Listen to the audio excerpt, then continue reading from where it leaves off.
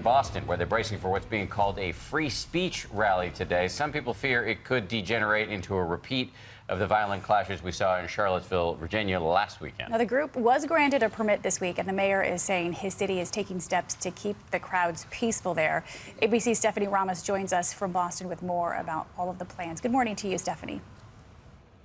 Paula and Dan, good morning. All week, the mayor has told people to stay away from the Boston Common today, where thousands of people are expected to show up, with thousands more marching in opposition.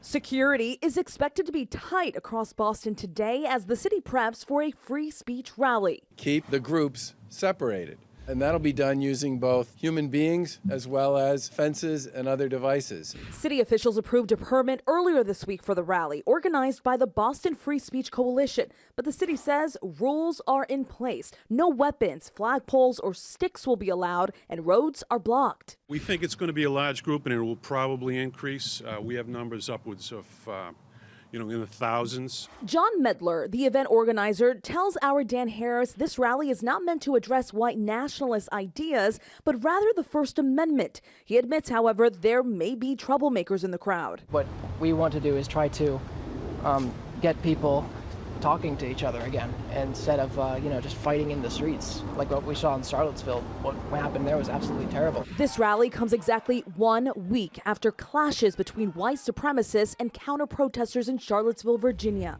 32-year-old Heather Heyer was killed when a car rammed into a crowd of demonstrators. Zero tolerance out there. If there's any suspicion or act of violence, we're shutting it down. Move!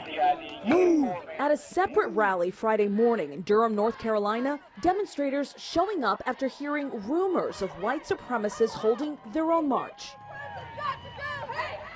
Organizers of the free speech rally say they don't want their event to be hijacked by white supremacists. But this morning, Boston police are continuing to get ready for groups with very different messages.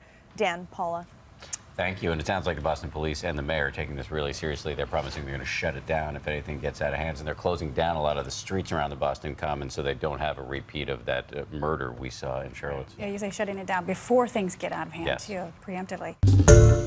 Hi, everyone. George Stephanopoulos here. Thanks for checking out the ABC News YouTube channel. If you'd like to get more videos, show highlights, and watch live event coverage, click on the right over here to subscribe to our channel. And don't forget to download the ABC News app for breaking news alerts. Thanks for watching.